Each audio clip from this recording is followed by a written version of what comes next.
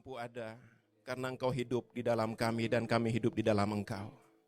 Roh mulai membuat kami kuat bertahan sampai hari ini. Kami mampu melayani Engkau. Kami mampu terus bertahan dalam iman kami kepadamu. Karena Roh Kudus yang menolong kami. Terima kasih Tuhan.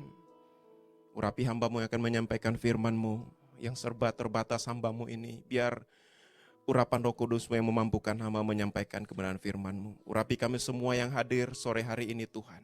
Biar kami menerima firman-Mu, biar kami boleh melakukannya dalam kehidupan kami Tuhan. Terima kasih Bapa, kami siap mendengar firman-Mu dalam nama Tuhan Yesus. Amin. Silakan duduk. Ini kayaknya di tengah kurang peminat. Kalau bisa ada yang bisa maju-maju biar nggak kelihatan jomplang begitu. Tolong pindah sebagian ke depan. Remy, kalian anak muda, Stanley pindah di depan. Biar ini, ya. Shalom Bapak Ibu Saudara. Walaupun banjir di mana-mana, tapi di sini banjir kuasa Roh Kudus. Amin. Saya mau ke gereja, tadinya mau naik mobil yang satu, tapi kelihatan hujan. Ya saya bilang udah kita semua naik mobil yang sama. Ternyata benar di depan itu banjir. Kalau kita mobil yang satu bisa-bisa kelelep airnya dengan air. Ya puji Tuhan, hari ini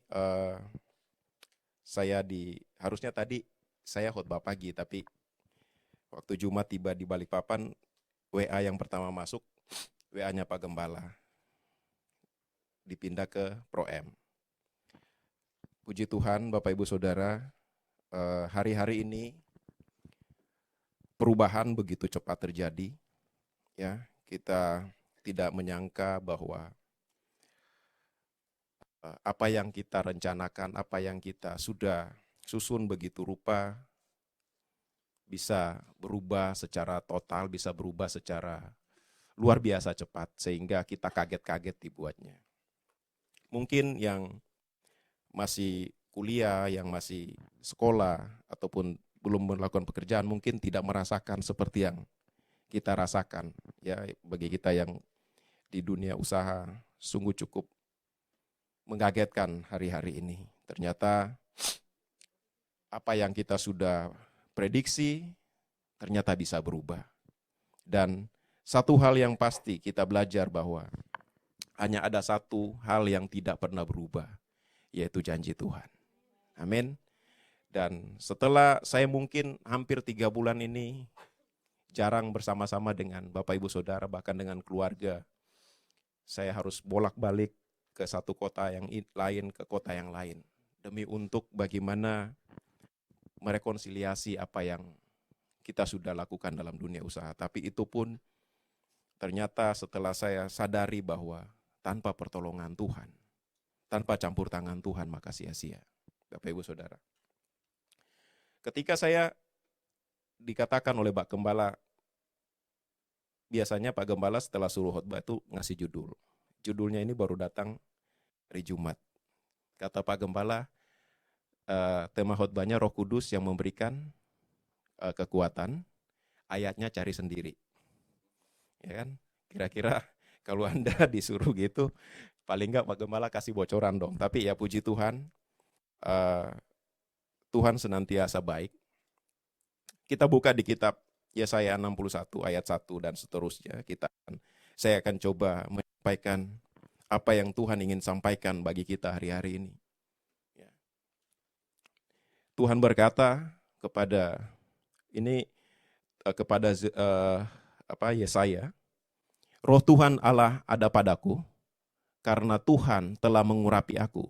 Ia telah mengutus aku untuk menyampaikan kabar baik kepada orang-orang sengsara dan merawat orang-orang yang remuk hati, untuk memberitahukan pembebasan kepada orang-orang tawanan dan kepada orang-orang yang terkurung, kelepasan dari penjara. Nah, tahukah Anda ayat ini adalah ayat yang pertama yang Yesus bacakan ketika Yesus memulai debut pertamanya untuk berbicara di rumah Tuhan. Ketika Yesus selesai dibaptis dan kemudian dia dibawa di bukit pencobaan, dan kemudian dia ke Nazaret dan kemudian ke Galilea, masuk ke rumah Tuhan, yang dikasih adalah gulungan kitab Yesaya. Kalau saya nggak salah. Dan ketika Yesus membuka ayat yang pertama, kita lihat di kitab Lukas. Kita mau membawa korelasi antara kitab Yesaya dan kitab Lukas 4 ayat 16 sampai 20. Coba kita buka di kitab Lukas 4 ayat 16 sampai 20. Ia datang ke Nazaret, tempat ia dibesarkan. Dan menurut kebiasaannya pada hari Sabat ia masuk ke rumah ibadat, lalu berdiri hendak membaca dari Alkitab. Kepadanya diberikan apa? Kitab Nabi Yesaya, dan setelah dibukanya ia menemukan nas di mana ada tertulis, Roh Tuhan ada padaku, oleh sebab ia telah mengurapi aku untuk menyampaikan kabar baik kepada orang-orang miskin, dan ia telah mengutus aku. Garis bawahi kata miskin. Miskin ini berbicara tentang segala sesuatu yang serba kekurangan. Bukan cuma karena miskin gak ada duit, bukan cuma miskin karena gak punya rumah. Tetapi yang Tuhan ingin sampaikan kepada orang Israel pada saat itu, yang Yesus ingin sampaikan bahwa terjadi kemiskinan moral, terjadi kemiskinan kepercayaan diri, terjadi kemiskinan apa? Kurang percaya kepada Tuhan. Bayangin, Tuhan Yesus pertama dia menyampaikan firman Tuhan. Dia sampaikan firman ini. Nah, bukankah kita hari-hari ini, kita seperti orang yang dalam penjara seperti kata kitab Nabi Yesaya. Kita terpenjara oleh karena keadaan-keadaan yang memaksa kita untuk kita terpenjara dengan rasa khawatir. Untuk kita terpenjara dengan rasa cemas. Untuk kita terpenjara oleh segala sesuatu yang tidak pasti yang terjadi hari-hari ini. Ya. Tetapi puji Tuhan, apa yang Tuhan sudah sampaikan lewat kitab Nabi Yesaya maupun lewat Yesus Kristus, bahwa kunci utama untuk kita bisa keluar dari krisis yang terjadi adalah apa? Roh Tuhan. Kita orang percaya, bukankah Tuhan sudah janjikan? Kalau saya nggak salah di kitab Kisah Rasul ayat yang pertama, pasal pertama ayat yang ke-8. Coba kita buka Kisah Rasul pertama ayat yang ke-8.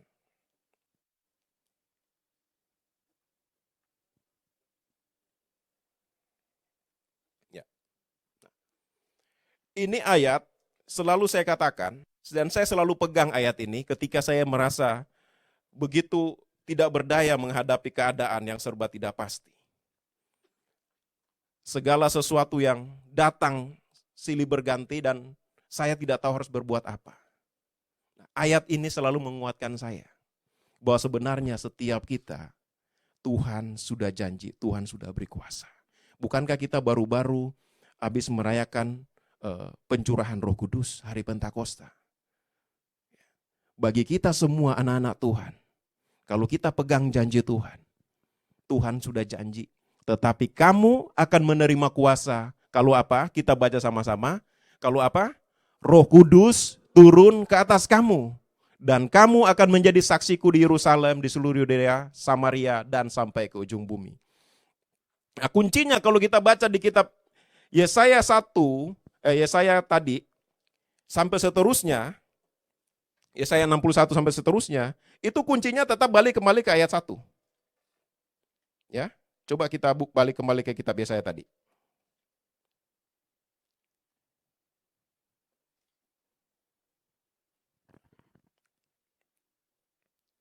Kalau kita baca seterusnya di kitab ini, ya, sampai seterusnya, itu kuncinya adalah Roh Tuhan Allah padaku. Coba kita baca ayat yang selanjutnya, ayat yang kedua di kitab Yesaya. Untuk memberitahukan tahun rahmat Tuhan dan hari pembalasan Allah kita, untuk menghibur semua orang yang apa? Berkabung. Terus, untuk mengaruniakan kepada mereka perhiasan kepala ganti abu, minyak untuk pesta ganti kain kabung, nyanyian puji-pujian ganti semangat yang pudar, supaya orang menyebut mereka pohon terbantin kebenaran, tanaman Tuhan, untuk memperlihatkan keagungannya. Terus, mereka akan membangun neruntuhan yang sudah berabad-abad, dan akan mendirikan kembali tempat-tempat yang sejak dahulu menjadi sunyi. Mereka akan membaru kota-kota yang runtuh, tempat-tempat yang telah turun-temurun menjadi sunyi. Ya, terus Orang-orang luar akan melayani kamu sebagai gembala, kambing dombamu dan orang-orang asing akan bekerja bagimu sebagai petani dan tukang kebun anggurmu. Terus, tetapi kamu akan disebut imam Tuhan dan akan dinamai pelayan Allah kita. Kamu akan menikmati kekayaan bangsa-bangsa dan akan memegahkan diri dengan segala harta benda mereka. Sebagai ganti bahwa kamu mendapat malu 2 kali lipat. Dan sebagai ganti noda dan ludah yang menjadi bagianmu, kamu akan mendapat warisan 2 kali lipat di negerimu dan sukacita abadi akan menyertamu dan seterusnya dan seterusnya dan seterusnya. Kuncinya, Anda harus terima kuasa Roh Kudus. Tanpa Roh Kudus, saya yakin kita tidak akan mampu bertahan hari-hari ini.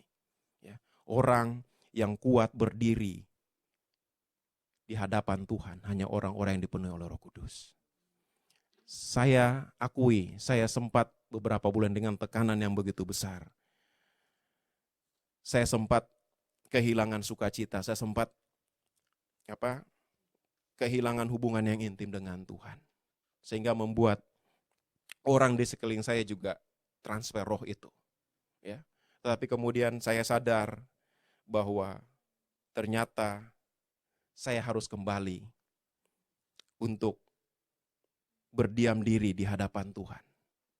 Ya. Ada kalanya memang kita ini kadang-kadang merasa jenuh dengan apa yang kita hadapin. Saya kadang-kadang membela diri. Ya.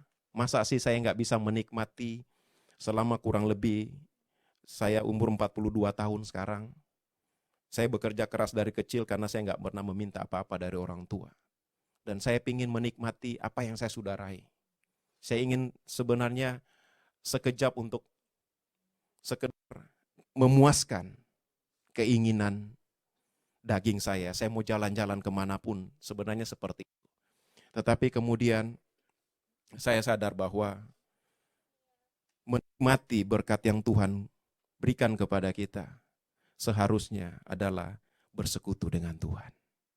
Tiada tempat yang paling indah di muka bumi ini selain daripada di rumah Tuhan. Seperti kata Daud, dia seorang raja, tentulah dia sudah menikmati segala fasilitas yang ada pada saat itu. Ternyata sehingga dia compare satu sama lain.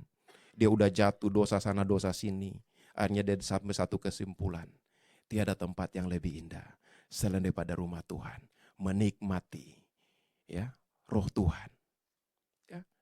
Jujur kita katakan, terkadang mungkin semua orang pernah merasa apa yang seperti saya rasakan. Ingin sebenarnya bebas dari semuanya. Kita pingin segala sesuatu itu tampaknya, udahlah, kita nggak mau ada persoalan, nggak mau ada utang, nggak mau ada persoalan yang menghimpit, segala macam. Iya kan? Maunya kita semua fine-fine aja. Ternyata kalau semua fine-fine aja itu malah membuat kita semakin jauh dari Tuhan, roh kita semakin mati. Ya. Dan kenapa sampai Daud juga jatuh ke dalam dosa perzinahan, padahal dia adalah seorang yang dekat dengan Tuhan. Karena pada saat seharusnya musim berperang, dia malah diam-diam di istana. Dia mau menikmati kemewahan sebagai raja. Sehingga tanpa sengaja dia jalan dan melihat sesuatu yang seharusnya tidak dia lihat. Ya. Bukankah keinginan daging itu merusak kekudusan yang ada dalam hidup kita. Bapak Ibu Saudara, kunci sebenarnya yang Tuhan inginkan bagi kita hari-hari ini adalah kembali kepada kebenaran firman Tuhan. Kembali hidup di dalam kepenuhan Roh Kudus. Mungkin kita anggap sepele, mungkin Anda merasa bahwa saya nggak bisa bahasa roh, saya nggak bisa hidup di dalam kekudusan, saya nggak bisa hidup dipenuhi oleh Roh Kudus. Enggak seperti itu. Hidup yang dipenuhi oleh Roh Kudus adalah ketika setiap hari kita mau datang di kaki Tuhan dan kita bilang, Tuhan, saya butuh Engkau, saya butuh Roh Kudus untuk saya mampu berjalan sesuai dengan yang Tuhan mau. Karena semua Tuhan sudah kasih. Ketika dia mati di kayu salib sebelum dia terangkat ke surga, janji bahwa roh itu akan dicurahkan. dan Tuhan curahkan. Sehingga apa? Petrus yang tadinya seorang yang ragu-ragu, ketika Roh Kudus turun dia mampu untuk apa? Berkhotbah, dan sekali khotbah 3.000 orang bertobat. Ya. Hari-hari ini hari Minggu yang lalu saya ibadah di NDC, dan yang khotbah itu pendetanya luar biasa, namanya Amos siapa gitu, lucu tapi bagus. Dan ada satu hal yang dia katakan seperti ini, bahwa menuai di tengah krisis. Nah, saya cuma ingin quote sedikit dari apa yang dia katakan, bahwa kita hari-hari ini semua hampir sama mengalami krisis. Baik itu krisis kepercayaan diri, krisis dalam hal ekonomi, dalam hal kesehatan. Tahukah Anda bahwa dalam istilah kedokteran yang namanya krisis itu 2 kemungkinan. Ya. Kalau orang koma, dia berhasil melewati masa kritis, ya, berarti dia selamat. Nah, kita pun Tuhan izinkan kita lewati masa kritis supaya pilihannya 2. Kalau kita mau hidup dalam tuntunan Roh Kudus, berarti kita akan mencapai pencapaian lebih tinggi dari apa yang sebelumnya kita capai. Tapi kalau kita gagal, berarti kita jatuh ke bawah. Tapi Tuhan baik luar biasa. Kita jatuh pun ketika kita ingat Tuhan, nggak sampai Kenapa? Tuhan yang menopang kita. Ya. Itu luar biasanya kalau kita hidup berjalan dengan pimpinan Roh Kudus, Bapak Ibu Saudara. Nah, tahukah Anda ketika Tuhan Yesus bersama-sama dengan muridnya di Danau Galilea, ya, Tuhan tahu gak badai itu akan datang? Yesus tahu, tapi dia tidur. Ya, dia tidur menikmati krisis itu. Sebenarnya dia cuma ingin ngajar sama murid-muridnya. Di mana iman kamu? Bukankah semua saya sudah berikan kepada kamu?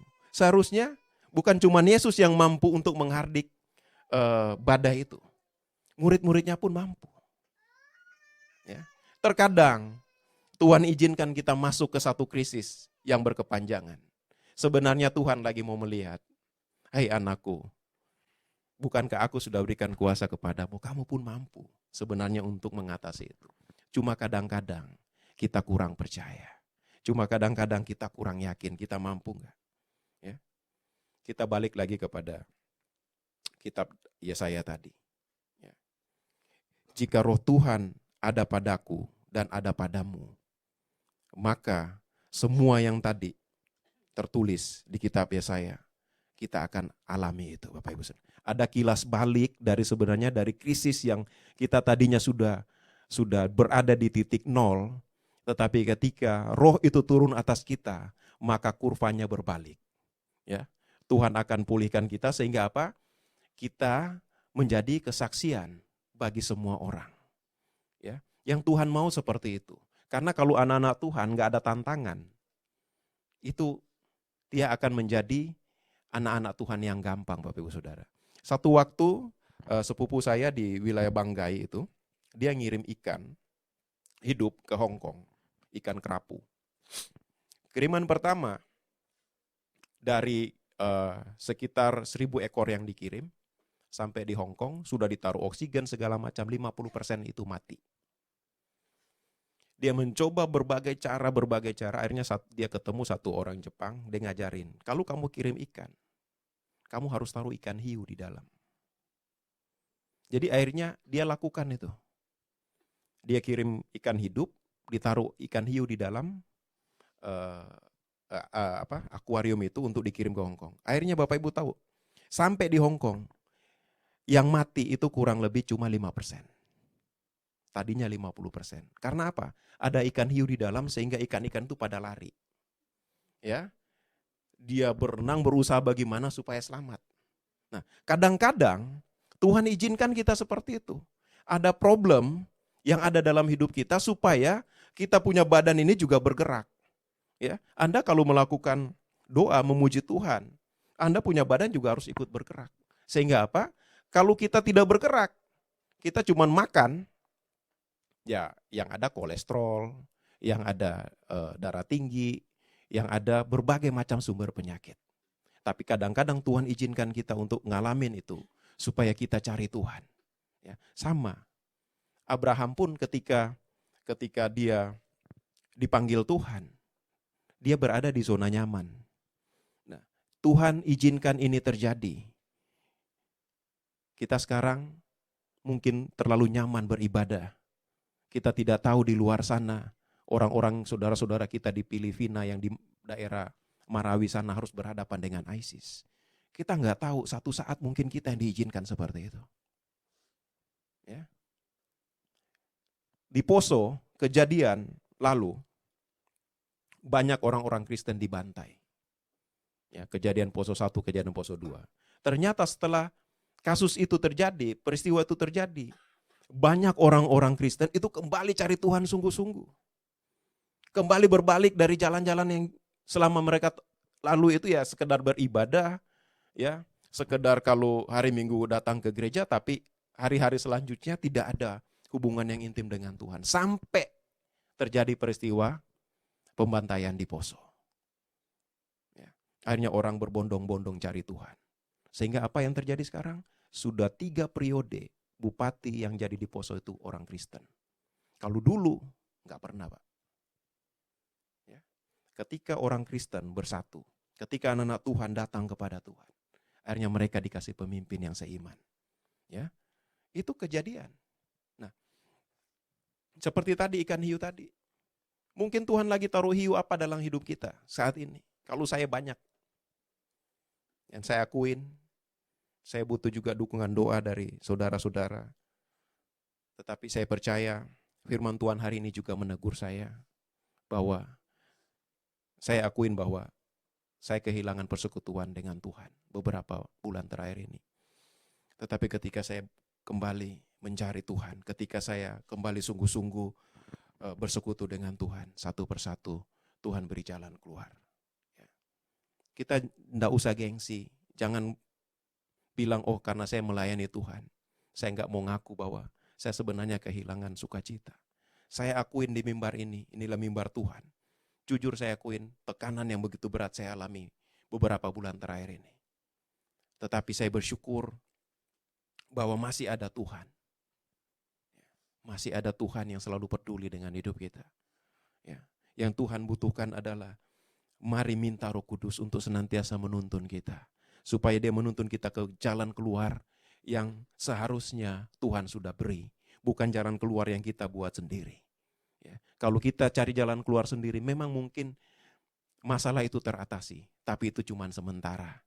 Ya. Tapi kalau jalan Tuhan, jalan keluar yang Tuhan beri, itu adalah membawa apa? Damai sejahtera dan sukacita. Tidak pernah Tuhan memberi jalan keluar itu yang tidak mengenakan, selalu mengenakan bagi kita. Cuman pertanyaannya adalah, maukah kita mengikuti proses yang Tuhan lagi berikan dalam hidup kita?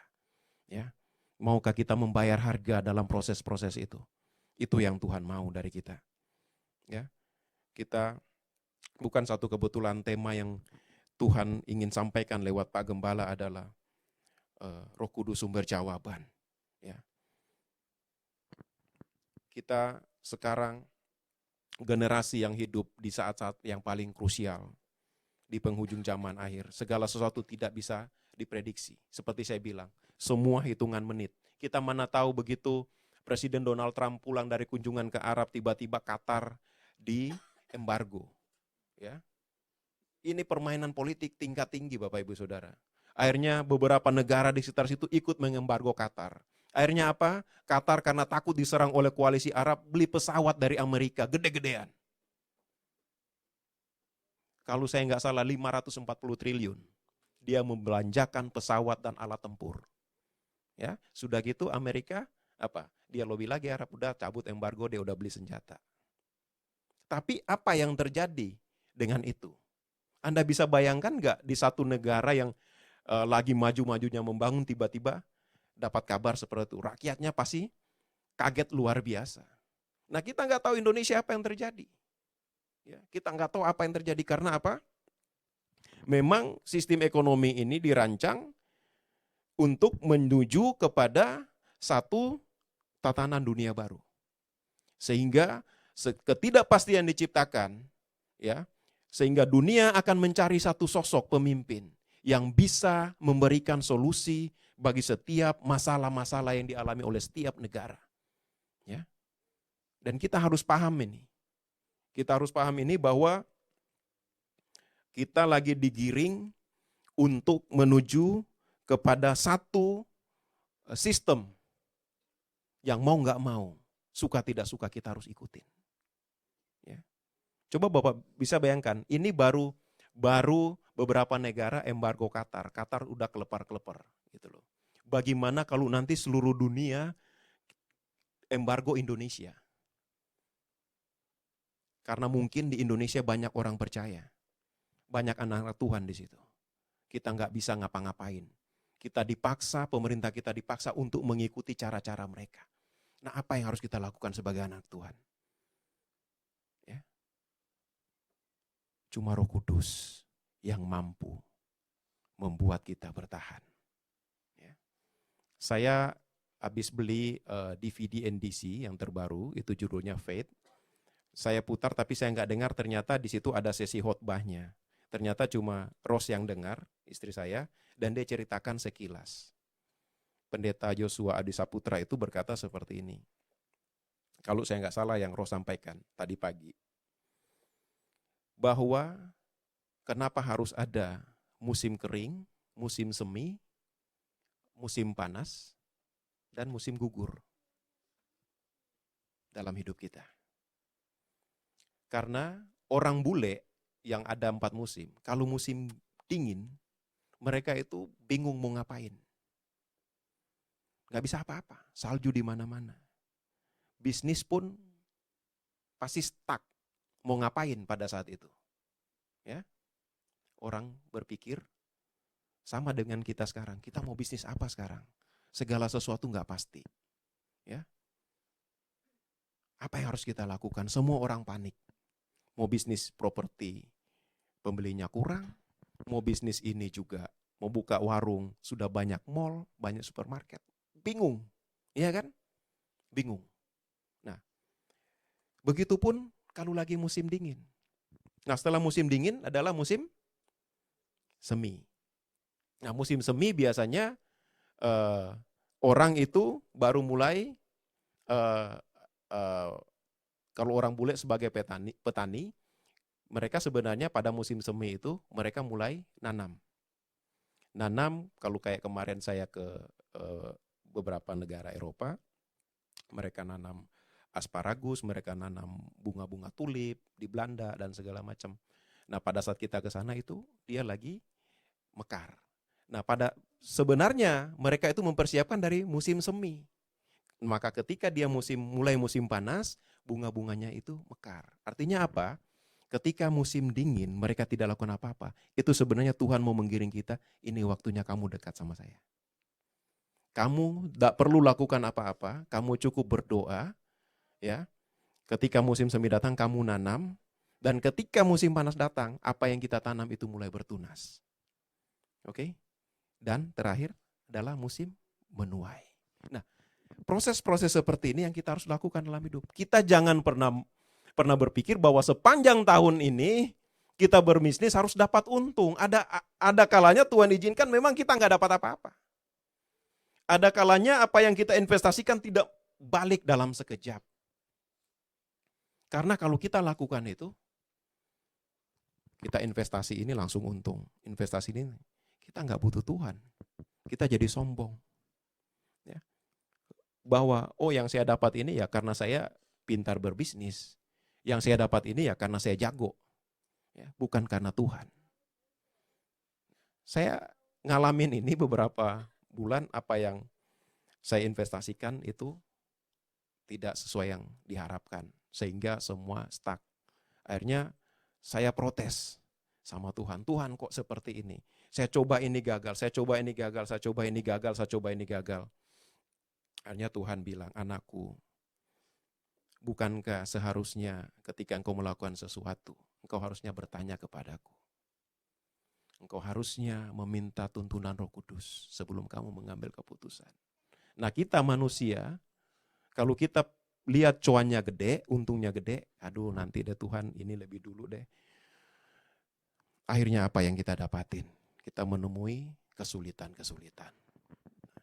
Dari sini saya belajar, ambil satu kesimpulan bahwa tidak ada yang bisa kita perbuat tanpa tuntunan Roh Kudus. Saya bersyukur dikasih tema khotbah seperti ini Pak Gembala. Saya juga dikuatkan, ya, sehingga saya mampu untuk kembali bangkit kepercayaan diri saya untuk benar-benar hidup di dalam Tuhan. Ya. Bukan berarti saya jauh dari Tuhan, bukan berarti saya melakukan ini dan itu, enggak. Yang saya lakukan adalah saya berupaya bagaimana mengamankan apa yang saya sudah investasikan dengan cara saya, dengan hikmat yang saya punya. Tapi ternyata itu tidak maksimal. Ya. Akhirnya saya tahu bahwa Tuhan izinkan ini terjadi supaya Tuhan mau, kamu loh, bukankah selama ini ketika kamu berjalan dengan saya, bukankah semua fine-fine aja, bukankah semua saya tolong kamu tepat pada waktunya, tetapi kenapa kau selalu mau berjalan di depan saya, kamu ninggalin saya di belakang. Kadang-kadang ketika kita mau jalan di depan, kita tinggalkan Tuhan di belakang, ya Tuhan cuma lihat dari belakang aja, ya go ahead. Ya silakan aja, saya mau lihat sampai di mana kamu mampu. Ya. Sampai pada waktunya kita bilang, Tuhan saya menyerah, baru Tuhan bilang, ternyata kamu tahu, tanpa aku kamu gak bisa apa-apa. Ya. Ada amin Bapak Ibu Saudara? Ya. Ini ayat yang terakhir. Saya minta pemain musik.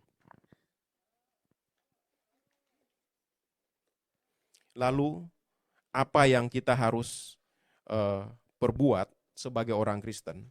Kita buka dulu di kitab Yakobus 5 ayat 1 sampai 6. Yakobus 5 ayat 1 sampai 6.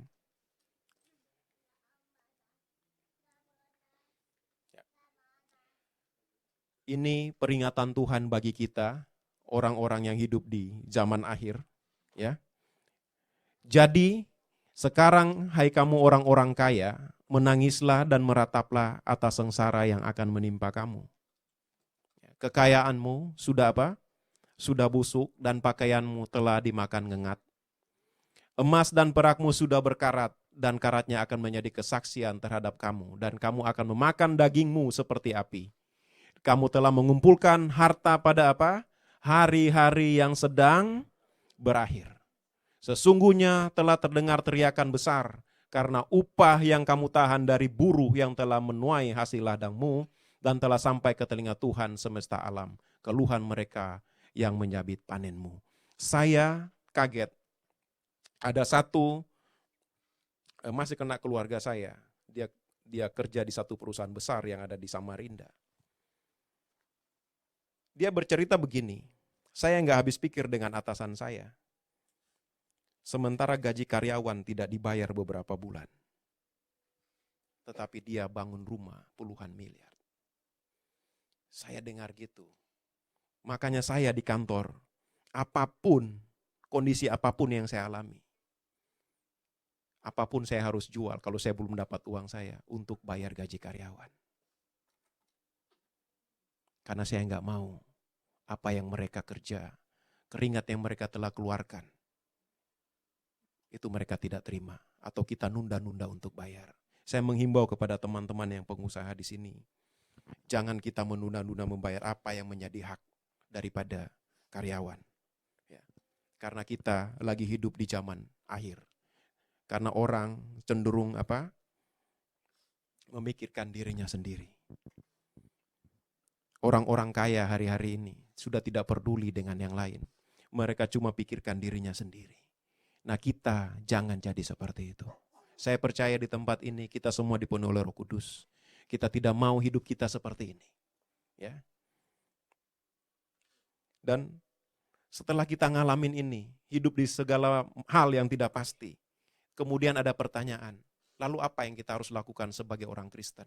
Sebagai pengusaha Kristen, sebagai orang-orang yang hidup di zaman akhir dalam menjalankan usaha kita.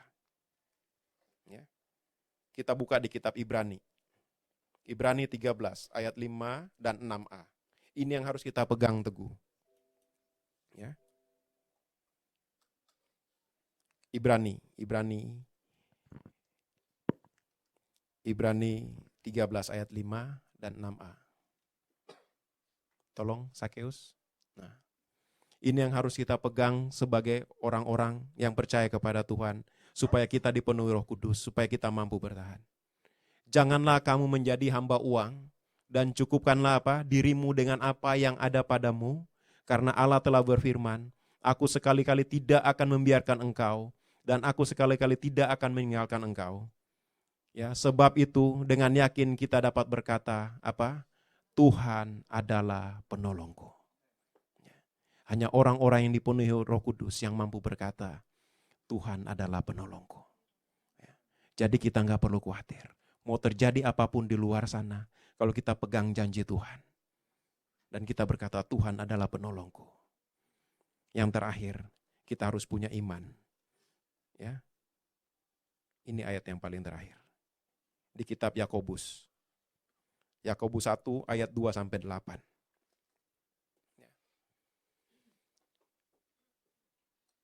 Saudara-saudaraku, anggaplah sebagai suatu kebahagiaan apabila kamu jatuh ke dalam berbagai-bagai pencobaan. Sebab kamu tahu bahwa ujian terhadap imanmu itu menghasilkan ketekunan. Dan biarkanlah ketekunan itu memperoleh buah yang matang supaya kamu menjadi sempurna dan utuh dan tak kekurangan suatu apapun. Tetapi apabila di antara kamu ada yang kekurangan hikmat, hendaklah ia memintanya kepada Allah yang memberikan kepada semua orang dengan murah hati dan dengan tidak membangkit-bangkit, maka hal itu akan diberikan kepadanya. Hendaklah ia meminta dalam dalam iman, dan jangan sekali-kali bimbang, sebab orang yang bimbang sama dengan gelombang laut yang diombang-ambingkan kian kemari oleh angin. Ya. Orang yang demikian janganlah mengira bahwa ia telah menerima sesuatu dari Tuhan. Sebab orang yang mendua hati tidak akan tenang dalam hidupnya. Ya, saya sering mendua hati. Makanya saya kadang tidak tenang. Tetapi hari ini Tuhan tegur saya dengan keras bahwa saya jangan bimbang. Ya, supaya hidupmu tenang. Ya. Kita bangkit berdiri. Kita mau belajar berserah kepada Tuhan. Apa yang kita alami hari-hari ini. Kita minta Roh Kudus untuk tuntun kita. Tuhan sudah mengajarkan kita bahwa kuasa Dia telah berikan. Yang kita lakukan